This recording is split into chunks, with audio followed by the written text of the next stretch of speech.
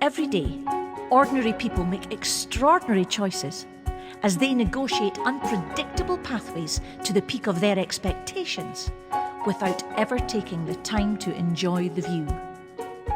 Join me, Tish Tindall, at this panoramic viewpoint of astonishing personal and professional progress as we find out why my next guest is living the fabulous life.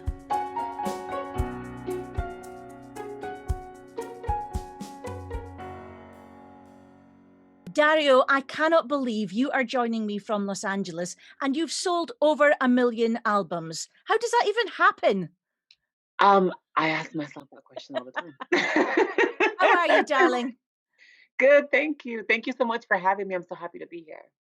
Oh, I'm so excited. I'm just so excited. You're such a trendsetter and so much Oh, fun to have around. You know, thank um, you. I don't think we've actually met in person, but we were at the same event, I remember once in Scotland. Elizabeth's wedding. Yes, exactly. That's where we were, but I don't We think we didn't met in person. we didn't meet. That's horrible. How come? I've no idea. We were too busy partying. I think that's what it was. That's what it was. We were too busy partying. I'll So take do that. you know what? I've been researching you and it's astounding everything that you've achieved, the way you're achieving it. You know, you yourself, what you have, the grounds that you are breaking. It is Thank absolutely sensational. Where did it thank start? you. With a kid from Tucson, Arizona that wanted to be something more than what he was told he could be, if that makes sense. Of course it I does. I I come from a it's not a small town, but it's Tucson, Arizona. You know what I'm saying? There's not a Yeah. lot. It's the desert. There's like tumbleweeds floating in the wind. But I think a lot of us as kids were groomed to think that we're supposed to go to school, find a career, find someone, get married, have kids, buy a house, have a car, and repeat the cycle. And I didn't want that. I didn't want to be ordinary, I guess is the word. I wanted to be extraordinary, if that makes sense. And And you're certainly that. How could anybody ever say you were ordinary? Come on. yeah, I don't think they can. Not very many boys with makeup walk into rooms and start singing. So Or look as fabulous as you do and have styled it the way you have. I mean, oh, that's the thank you so thing. much. Do you base that on anybody, in pop history, or is this just all you? Well, no, honestly, I tell everybody that I'm a thief. I steal, and I do. I steal inspiration from so many people. I stole a little bit from Michael Jackson. I stole a little bit from Diana Ross. I stole a little bit from Lady Gaga. I stole a little bit from Christina Aguilera. Like I I think that as artists, any of us, that's what we're here for. We're here to inspire others to be better versions of ourselves. Like I know that I'm not I know that I'm not the best singer or the best dancer or the best anything. I'm the best at what I do. And what my job is to get the next generation to do what I did and do it better than me. Does that make sense? Of course it does. And so are you hoping to inspire the next generation of creatives then? Is that what you're aiming to do? Absolutely. Absolutely. It's funny because when I started my career in pop music, I was one of the only boys in makeup on the radio. And it was really difficult. And you know my publicist really well. Like you can ask her. She was with me when this whole thing started. And it's it's not easy because in America, it's not as open-minded as it is in the UK. You know what I'm saying? Like Yeah. boys in makeup don't work. Like Boy George, who was way before me, was wearing makeup and music on the radio, blah blah, and it was fine. But because I'm not from the UK, I'm from the United States. There's different standards for us. I'm supposed to be masculine and I'm supposed to be a boy and I'm supposed to be like there was all these things that I there was a mold that they had that I did not fit into, which is why record companies wouldn't sign me. And I said, well, if you guys aren't going to sign me, I'm going to do it myself. You know what they say.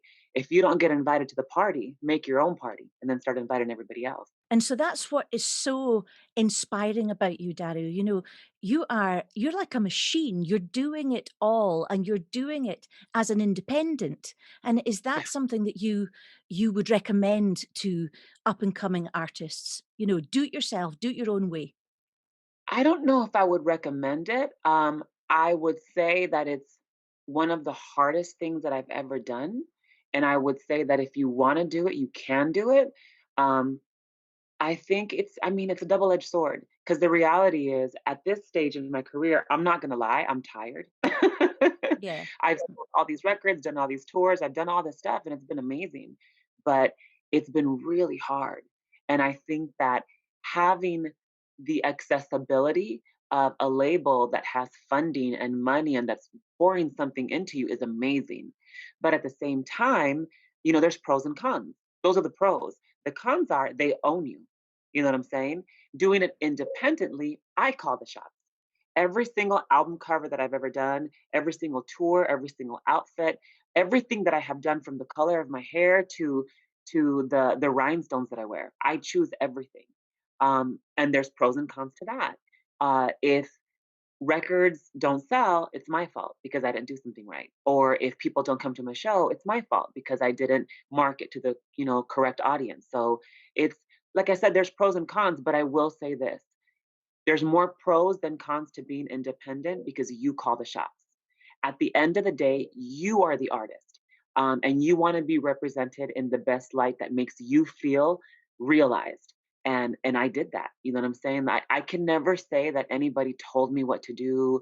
I mean, there was people that suggested I shouldn't do things, but at the end of the day, you call the shots. So everything that I've done, luckily, I've done it the way I wanted to do it. And I mean, and look, 5 top 40 singles. I never in a million years would have imagined that I would have been in the Billboard Top 40. I remember the first time, I can't remember where I was. I think I was driving and I heard myself on the radio. I had to pull over because I was crying. I remember I called my mom and I was like, "Mom," and she was like, oh, and she thought like I was in a car accident or somebody had killed me. I all of my brothers and sisters were calling me saying, "You need to call mom. She thinks that you were in an accident or someone's trying to kill you." I said, "What are you talking about?" I said, "I'm crying because I was on the radio." She's like, "You need to call her. She's freaking out." So, like, there's little moments like that for everything that I've done that I remember. And how was your mum when you spoke to her? Well, it took about 15, 20 minutes for her to realize why I was crying. I get it. When you're crying, anybody when they're crying on the phone, you don't understand because you sound like a blubbering mess. So she couldn't understand what I was saying. And then finally I had to calm down and say, "No," I said, "I'm crying because I'm on the radio and this is a big deal for me." And she's like, "Oh, you dumbass, you scared me." You know, that was gonna ask you that. How did it feel the first time? And, you know, you hear so many superstars talking about and in particular, Karen Carpenter talking about when she first heard herself on the radio. And I mean, I can't imagine what that must be. Oh, yes, I've had songs played on the radio, but not at the magnitude that you're talking about. And to have sold over 1 million albums, Dario, come on now. You're doing something that is incredibly successful, and you made that happen. Have you ever thought about how inspiring your story is to people who are embarking on this journey themselves? I do now. I didn't before. I think that the older you get, uh, the more responsibility you feel to the next generation coming after you. When I started, and if I'm being completely honest, um, I wanted to be famous for the wrong reason. I wanted to be loved and I wanted to be worshiped and I wanted to be accepted because when I was in high school, I was different. I was the kid that everybody, name called and bullied. I was considered, a fruit and a fag and a fairy. And nobody really liked me. I came from a school of 900 students and only two people would speak to me. And when I started getting into the music business, I wanted it because I wanted people to like me because nobody liked me when I was younger. Um, After I released my first album in 2004, record went to number one, which is amazing. And I started getting some of that attention that I've always wanted as a child. By the time I released my second album, Lies, in 2005, I would start seeing, like, at the time in 2004, 2005, we didn't have social media. We didn't have Facebook. We didn't have Instagram. We didn't even have MySpace yet. We still had fan mail. So I would get fan mail and I would get people stopping me on the street and in the malls saying to me, "Thank you so much for representing us." And I was like, "I'm not representing anybody." Like, I didn't understand what they meant. And the more that I got into my career, I realized me being, you know, a gay male who wears makeup, who sings and looks really feminine, like there's a slew of us out there that didn't feel that they had a face or a voice. And now I'm on the radio and I'm on magazine covers and I'm on the television. I'm representing a whole community of people that felt unheard. And that's when it changed for me. And I realized it's not about me. This career has nothing to do with me.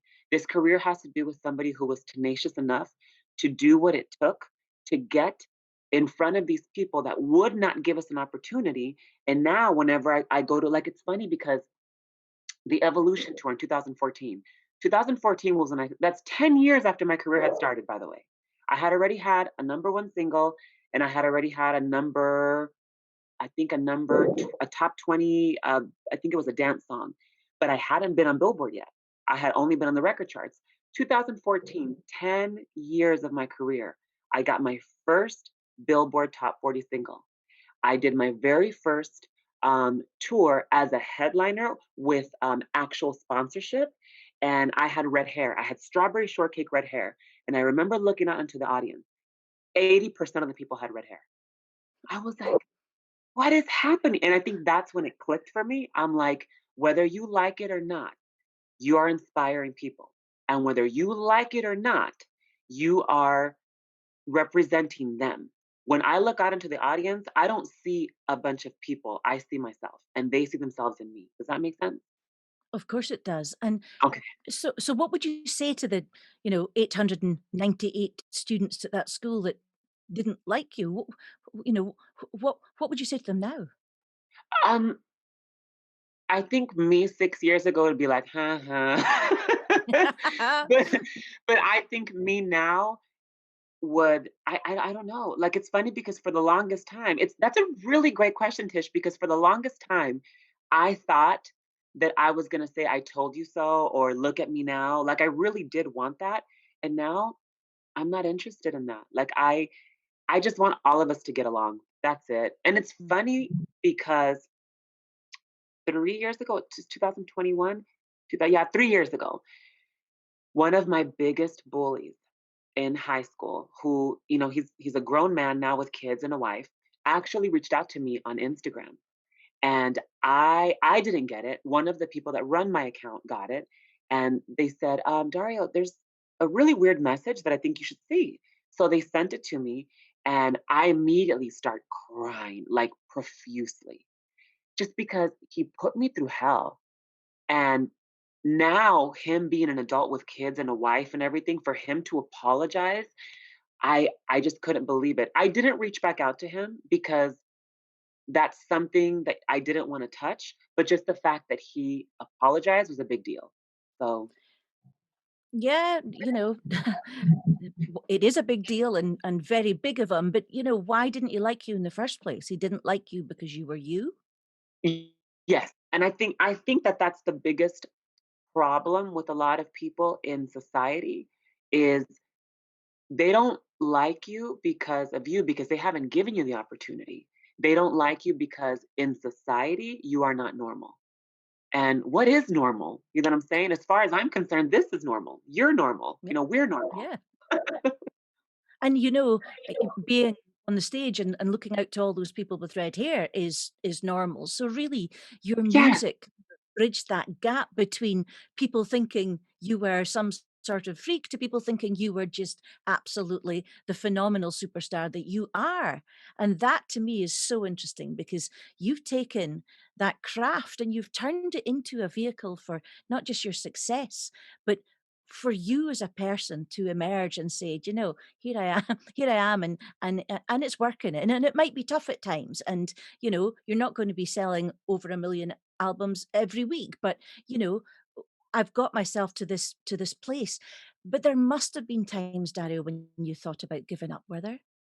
Oh my god, a million, all the time. I mean, I still have I mean, at least once a month, I have a meltdown, um, where I'm just like, "I don't wanna do this anymore." Like I said, I'm exhausted. It's Yeah, People don't understand. I've had a lot of friends say, "Oh my god, your life is so glamorous and it's so amazing, and I would love to go on tour with you." They have no idea what it's like to be on the road. no, They have no idea what it's like to put out a record. My first album, I was working 5 jobs. I maxed yeah, 4 credit cards to put that record out. Whenever I go on tour, people think it's so glamorous, right? I've been to Asia, I've been to the United Kingdom, I've been to Australia, I've been to Russia, I've been to, I mean, you name it. Ask me how much I've seen. None. yeah. I was in China for 3 months, never saw the Great Wall. I No, went to New York 4 times to do shows, never saw the what is the Statue of Liberty. yeah, I've People, that's what people don't understand. Touring is, it's grueling. It's not glamorous. I'm on a plane, I get to a city, I do a show, I get off, get on another plane, go to the next city and do it again. You know what I'm saying? Whenever we have free time, we sleep. I yeah, sleep. That's why everybody makes fun of me because I can sleep on a plane. As soon as I get on the plane, I fall asleep. yeah. That's your Because time to relax. yeah, because we don't have time. Our schedule is so grueling. As soon as you get off the plane, you gotta do a radio interview, you gotta do a meet and greet, you gotta do sound check, you gotta do hair and makeup, you gotta do, the actual show, and then you gotta go and greet the fans that actually came to see you, and then you gotta try to get as much sleep as you can to do it again the next day. And but you did that, Dario. You're paying for that. You're you're making that happen. You're giving jobs to people who are on tour with you, who are creating the tour with you. You're doing that. It's a creative industry and it's Amen. one that you have created, You've invented Dario and you've taken that and you've made him a global hit. How does that feel? Pretty amazing sometimes, I have to say. Like I said, it's a lot of work, but it does feel good, and I think that, like, you always have a team of people behind you that are always making you feel good about those kinds of things. Because I think that you yourself don't always see that. But Yeah. like I said, I have Elizabeth and I have my manager and I have, that are always saying, whenever I start getting down, they're like, "Do you realize what you've done?" And I guess you don't until you look back and you say, "Okay, I guess I have done well, you know?" And if you were to look back then, if well, let's hope soon or, we'll be in the same country again and it might even get to meet up. If we were to chat about it and you were to look back on this incredible journey, what would be fabulous? I mean, I think the fact that I did it on my own and the way I wanted to do it. You know what I'm saying? Like I think about that all the time because people ask me like, what would you have done if you had a record company versus what you're doing now? And with the record company, we would have money and we would have had all this opportunity. But me having done it by myself, I did it the way I wanted to do it. I put out the music that I wanted to put out. Like nothing that has the Dario name or the Dario stamp on it was done in vain. I did everything I did, I wanted to do. So I can say that much. I don't have any regrets, if that makes And what would you say to Dario at high school who who wasn't in that position? What would you say to him now? that it's gonna be okay. I would literally say, "You know what? I get that it's hard right now, but I promise you it's gonna be okay, and you're going to achieve a lot. So buckle up." You're in for the ride of your life. Absolutely. Dario, I'm I first of all, I can't believe that we're actually having this interview, and I'm so grateful to you.